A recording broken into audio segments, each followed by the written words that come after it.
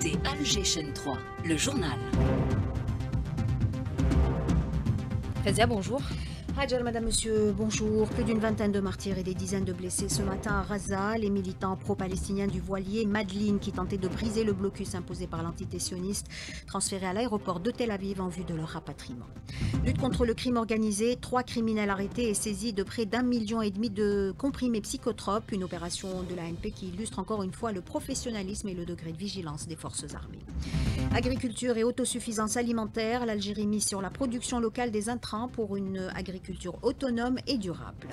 Impact des aléas climatiques sur l'agriculture, les compagnies d'assurance proposent des packs attractifs et la CNMA lance des campagnes de sensibilisation. Baccalauréat session 2025, le compte à rebours est lancé, le stress gagne les candidats et leurs parents, l'échec n'est pas une fin en soi, des alternatives existent et la formation professionnelle en fait partie.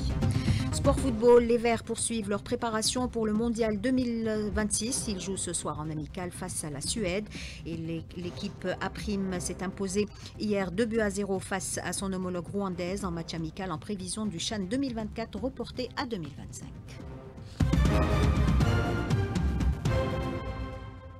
Vous le disiez, les jours se suivent et se ressemblent à Raza, Fazia. Oui, et ce matin encore, les Razaouis se sont réveillés sous un déluge de feu. Les bombardements de l'entité sioniste se sont intensifiés, notamment à Khan Younes, où de nombreux secteurs résidentiels ont été visés. Le bilan fait état d'une vingtaine de martyrs et des dizaines de blessés. Les centres de distribution d'aide sont particulièrement ciblés. L'entité sioniste sans foi ni loi reste sourde aux appels à la retenue de la communauté internationale. Pire encore, elle s'en prend à tous ceux qui tentent d'apporter leur soutien aux Razaouis. Le cas des 12 militants pro-palestiniens du voilier Madeleine qui a été arraisonné alors qu'il tentait de rallier la bande de Raza. Ces derniers ont été transférés à l'aéroport de Tel Aviv en vue de leur rapatriement. Cet acte de piraterie a été largement condamné par l'opinion publique internationale. Les manifestations sont organisées dans plusieurs capitales pour dénoncer cet acte et exiger l'arrêt du génocide en cours à Raza. C'était le cas hier à Paris. La correspondance de Camélia Fatiha. Les voix s'élèvent fortes et déterminées contre l'injustice. Dimanche soir déjà, plus de 300 personnes s'étaient rassemblées pour soutenir l'équipage du bateau humanitaire Madeleine. La veillée s'est poursuivie toute la nuit. La mobilisation gagne plusieurs villes de France en soutien à la flottille de la liberté et pour dénoncer le blocus imposé à Gaza en proie à une situation humanitaire désastreuse après plus d'1 an et demi de guerre.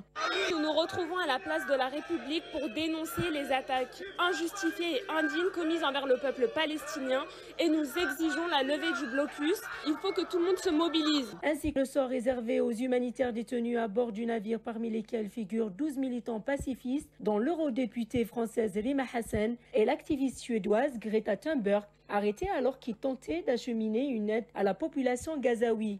Aujourd'hui, c'est l'humanité qui est en deuil. La situation est complètement désastreuse. Aujourd'hui, nous avons des personnes qui meurent de faim, qui se voient empêchés d'obtenir une aide alimentaire. C'est la raison pour laquelle nos compatriotes français sont allés acheminer cette aide alimentaire. Le navire qui avait pour but d'acheminer quelques aides, bien que symboliques, a été intercepté dans les eaux internationales, ce qui est complètement illégal. Les manifestants appellent l'État français et l'ensemble de la communauté internationale à condamner fermement cette arrestation illégale, à exiger la libération immédiate et inconditionnelle de tout l'équipage. Paris, Camélia Fatiha, Alger Chaîne 3. Et dans le même temps, une caravane humanitaire est en route vers Raza pour briser le blocus imposé par l'entité sioniste à l'enclave palestinienne. Baptisée Somaud, la caravane compte jusqu'à présent quelques 1700 personnes. Elle se dirige actuellement vers la Libye avant de se rendre en Égypte, puis le point de passage de Rafah à la frontière avec Raza où elle est attendue le 15 de ce mois. Le premier groupe de pèlerins algériens rentre au pays ce mardi après avoir accompli les rites du Hajj dans de bonnes conditions grâce à l'encadrement assuré par la mission algérienne, ce qui a valu à l'Algérie le prix d'or Labbaytoum décerné par les autorités saoudiennes pour l'excellence des services fournis aux pèlerins, une distinction décrochée pour la 2e fois consécutive. Lutte contre la criminalité multiforme. Une importante opération de l'ANP à Batna a permis l'arrestation de 3 criminels et la saisie de près d'1,5 million de comprimés psychotropes. Les comprimés de type prégabaline 300 mg étaient dissimulés dans un camion-citerne. Près de 5,5 millions de dinars ont également été récupérés. L'opération opération menée en coordination avec les douanes algériennes illustre encore une fois le professionnalisme et le degré de vigilance de nos forces armées dans leur lutte contre le crime organisé. À Batna, toujours, le tribunal de Seriana a condamné à 7 ans de prison ferme et à 500 000 dinars d'amende 4 individus après la diffusion d'une vidéo les montrant armés de couteaux et de sabres et proférant des menaces. Un mineur impliqué a également été placé en détention provisoire. Ils sont poursuivis pour constitution de bande visant à semer la terreur et atteinte à la sécurité et aux biens des citoyens.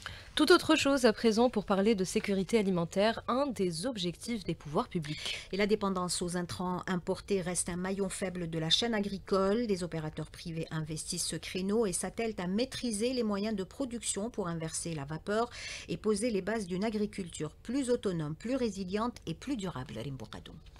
Autrefois dominé par les importations, les intrants agricoles, semences et engrais, aujourd'hui une nouvelle dynamique est en train de s'imposer. Il s'agit d'atteindre l'autosuffisance et avec l'entrée en exploitation du projet de phosphate de Tébessa, l'Algérie deviendra l'un des principaux pays exportateurs d'engrais. Lala Boukhalfa, expert agricole. Pour ces engrais, l'Algérie est bien positionnée, surtout pour l'urée 46, avec le marché qui a été conclu avec Oman. Nous sommes actuellement arrivés à l'autosuffisance et nous exportons vers certains pays africains et pays américains. Et il y a aussi le phosphate, pour un montant de 7 milliards de dollars, permettra à l'Algérie de se positionner parmi les premiers producteurs au monde. La production d'intrants agricoles est devenue une priorité nationale et c'est justement ici que les entreprises privées font leur entrée en force. Elles participent à construire une agriculture plus résiliente. Ilyas Rahmoun, gérant de la Sarl Soft Agriculture. On s'est lancé sur une unité de production de pesticides et des engrais avec une technologie qui est très développée. On va diminuer l'importation au début. On va travailler sur le marché national, mais on vise déjà l'exportation. Les engrais, élément crucial pour améliorer les rendements agricoles, sont depuis longtemps un point névralgique de la politique agricole nationale. Actuellement, l'Algérie exporte cette matière première vers plusieurs pays dans l'Amérique latine. Les importations de cette matière par le Brésil ont atteint les 45 millions de dollars durant le premier trimestre de l'année en cours.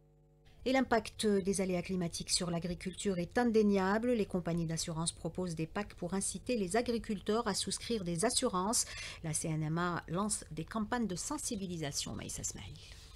Une campagne de sensibilisation a été lancée à destination des agriculteurs afin de les inciter à se prémunir contre les pertes en souscrivant une assurance agricole. La protection civile prend part à cette campagne. Nassim Bernaoui, sous-directeur de la communication à la DGPC, nous en dit plus. Un programme spécial a été lancé le 22 avril au profit des wilayas du Grand Site. À partir du 1er mai, un large programme a été aussi établi au niveau des wilayas des hauts plateaux, aussi des wilayas côtières. Et ce programme de sensibilisation et formation notamment montrer aux agriculteurs et investisseurs la façon et la manière comment protéger ces produits très importants. Cette initiative est appuyée par la Caisse nationale de la mutualité agricole qui présente aux agriculteurs les différentes formules d'assurance disponibles. Soraya Mimouni, directrice d'études en risques agricoles à la CNMA. La Caisse nationale de mutualité agricole a organisé des journées de sensibilisation en direction des céréaliculteurs pour mettre l'accent sur l'importance et l'intérêt de la prévention et la gestion des risques par le biais d'une couverture assurantielle adéquate. La CNMA offre des réductions en direction des céréaliculteurs justement pour les inciter à souscrire. Les réductions sont en relation avec l'acquisition de parts sociales et on accorde aussi des réductions qui peuvent atteindre jusqu'à 60% à charge que le céréaliculteur ait des parts sociales plus de 50 parts. Une prise de conscience devenue indispensable dans un secteur aussi stratégique que l'agriculture, pilier de la sécurité alimentaire du pays. L'Agence nationale de l'amélioration et du développement du logement appelle les bénéficiaires du programme ADL3 à activer leur compte et à envoyer leur dossier avant jeudi prochain. Ce délai est le dernier appel avant la clôture de la procédure. Les retardataires sont invités à finaliser leur démarche sur le site de la ADL. Un numéro vert, le 3040, est également mis à leur disposition. Et nous sommes à 5 jours du baccalauréat session 2025. Une période où le stress est à son paroxysme chez les candidats et leurs parents. Un stress qui peut être contre-productif selon le professeur Tapti, chef de service psychopédiatrie à l'hôpital de Chiraga. Il est au micro de Hassan Chemèche. L'élève qui prend conscience de ses difficultés de retenir des informations avec l'approche de l'examen devient ainsi anxieux et renforce ainsi son stress, donnant un cercle vicieux qui peut conduire à un épuisement, à un éventuel découragement. Et il faut savoir que l'échec au bac n'est pas une fin en soi, des alternatives existent et la formation professionnelle en fait partie. Ebti Haladou.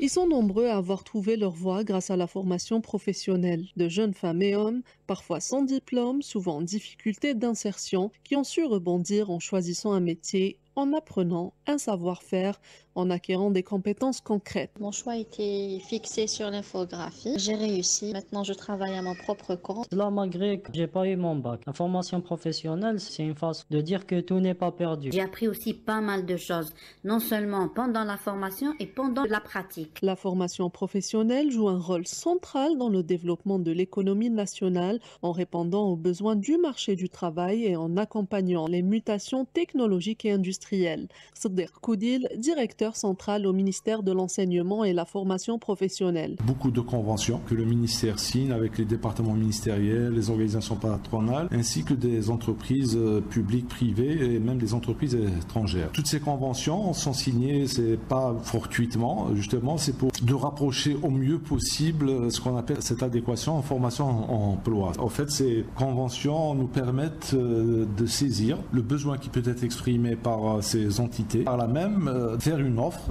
de formation qui puisse correspondre aux besoins en main-d'œuvre qualifiée de ces entreprises. À l'heure où notre pays mise sur la diversification économique et la souveraineté industrielle, la formation professionnelle apparaît comme un pilier stratégique capable de répondre aux enjeux du moment tout en préparant les compétences de demain. Retour à l'actualité internationale, le groupe A3+, au Conseil de sécurité dont fait partie l'Algérie, salue les processus de transition politique pacifique en Afrique centrale, estimant qu'ils représentaient des progrès significatifs vers le renforcement de la gouvernance démocratique, la réconciliation nationale et le rétablissement de la confiance. À Los Angeles, des centaines de marines et des milliers de réservistes sont déployés par Donald Trump pour faire face aux violences entre policiers et manifestants, des mesures dénoncées comme disproportionnées et illégales par les opposants au président américain. Pour rappel, ces manifestations dénoncent la politique migratoire de Donald Trump. L'ONU appelle à la désescalade. Culture, peu nombreux et encore méconnus en Algérie. Les spécialistes des effets spéciaux redoublent de créativité pour donner vie aux visions des réalisateurs du 7e art. Immersion dans cet univers avec Hanan Seissi. De plus en plus, les effets spéciaux intégrant des outils numériques sont utilisés dans la production cinématographique chez nous. Jafar Qassem, producteur, réalisateur. On est à l'ère des effets spéciaux qui remplacent un pourcentage important de SFX, des effets spéciaux studio. C'est vrai qu'il n'y a pas beaucoup de techniciens qualifiés, mais il y a quelques jeunes talents algériens qui sont très très bons et qui méritent d'être soutenus. C'est un métier à part. Une seconde d'effets spéciaux, c'est énormément de travail, de création, et c'est aussi un travail de complémentarité avec le décor, avec la lumière, pour pouvoir proposer un panel d'effets qui est compatible à ce que souhaite le réalisateur. Et parmi les jeunes spécialistes dans ce métier, Sami Lamati. Il revient au pays après une expérience professionnelle dans le cinéma hollywoodien. Après avoir étudié en Algérie, je suis allé étudier au Canada, dans une école spécialisée dans l'animation 3D. Et après ça, j'ai commencé à travailler dans des studios d'effets spéciaux qui faisaient principalement des films hollywoodiens comme Blade Runner, Alien, Tarzan, Mowgli. Et c'est comme ça que je me suis retrouvé dans le monde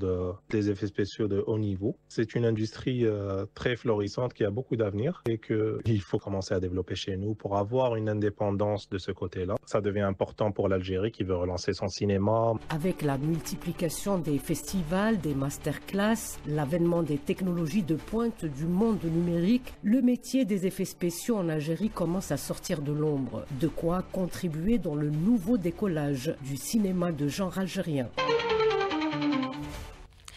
Sport football pour terminer, les Verts poursuivent leur préparation pour le mondial 2026. La sélection nationale jouera ce mardi en amical face à la Suède. Coup d'envoi de la rencontre 18h. Hier au stade Chakar de Blida, les A-Prime se sont imposés 2-0 face à leurs homologues rwandais. Un match amical également préparatoire en vue du championnat d'Afrique des Nations 2024 reporté à 2025, prévu du 2 au 30 août prochain au Kenya, en Tanzanie et en Ouganda. C'était là la dernière information de ce journal réalisé par par Issa Abdelrahman, c'est direct à la console technique, Ikram à la régie d'antenne et Yassine au streaming vidéo. Tout de suite, vous retrouvez Hadjar Masoudi pour la météo du jour.